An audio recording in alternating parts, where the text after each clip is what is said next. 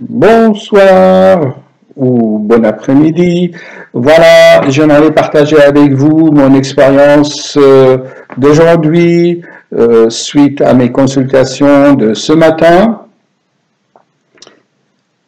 J'ai eu l'occasion de voir un patient de 87 ans qui présente de l'hypertension artérielle, assez sévère tout de même, à tel point qu'il a fait une hémorragie cérébrale.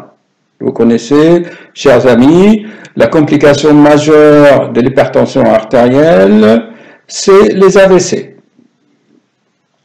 Or, ce patient, depuis environ 20 ans, on lui a donné tous les médicaments pour son hypertension et ça ne marchait pas vraiment bien. Il a vu beaucoup de cardiologues, beaucoup de généralistes, il a même fait donc, je me répète, un accident vasculaire.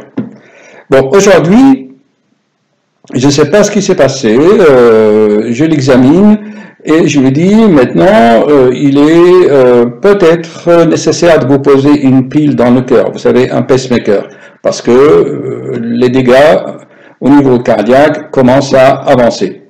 Et je ne sais pas ce qu'il lui a pris pendant que je rédigeais le compte-rendu, eh bien, on dirait que son subconscient l'a rappelé à l'ordre, vous voyez. Il m'a dit, vous savez, docteur, je n'ai pas dit aux autres cardiologues, je n'ai pas dit aux autres médecins, mais je ne sais pas ce qu'il m'a pris là aujourd'hui. Je dois vous dire que je mange pas mal de bonbons de réglisse. Oui, chers amis, la réglisse. La réglisse, vous savez, c'est cette plante millénaire, hein, les Grecs l'avaient appelée réglisse, enfin, c'est des termes grecs, c'est réglisse, c'est la racine qui est sucrée, hein, d'accord? Effectivement, c'est un goût amer sucré. C'est une excellente plante pour la santé, hein, d'accord? Si vous regardez, par exemple, la Wikipédia, vous voyez, ils vous disent que c'est une plante extraordinaire, hein, ok? Mais comme toute chose que la nature nous offre, il faut ce patient, tous les soirs, depuis sa jeunesse, pendant qu'il était au travail, il suçait de bonbons à base de réglisse. Et c'est une des causes de l'hypertension artérielle, par des mécanismes très complexes, hein. Il y a une action sur le potassium, et je vous livre une information où je vous présente une vidéo. C'est vraiment de la pratique quotidienne. Ce n'est pas de la prêche, je ne vous fais pas des conférences théoriques, mais j'aimerais que cette expérience, ces informations que je vous transmets, vous les partagez pour sauver des vies humaines, chers amis. Sauver les gens d'une façon naturelle. Et c'est un grand plaisir pour moi. Voyez-vous, il y a un génie français qui s'appelle Idriss Aberkan. Vous pouvez regarder ses vidéos. Il dit que l'avenir de l'humanité, ce n'est pas l'économie industrielle, c'est l'économie de la connaissance. Quand je vous livre une information, une connaissance, eh bien, cela me fait plaisir et vous me redonnez également un échange de l'attention quand vous regardez la vidéo et du temps. Et ça vous procure de plaisir et vous sentez une sorte d'enrichissement.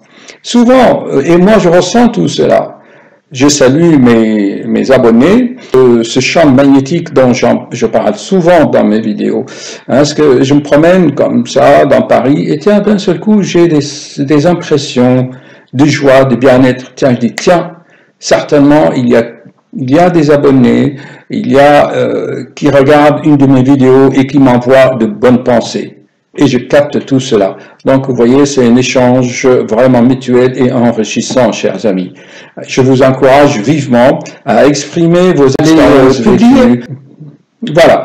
Donc, chers amis, oui, excusez-moi, la vidéo a été coupée, je reprends.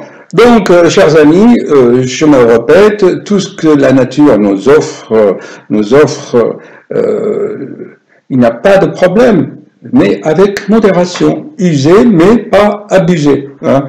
voilà, c'est sûr que les enfants consomment de ces bonbons, de ces sucettes à base de réglisse. Dans certains pays chauds, ils en font un sirop rafraîchissant.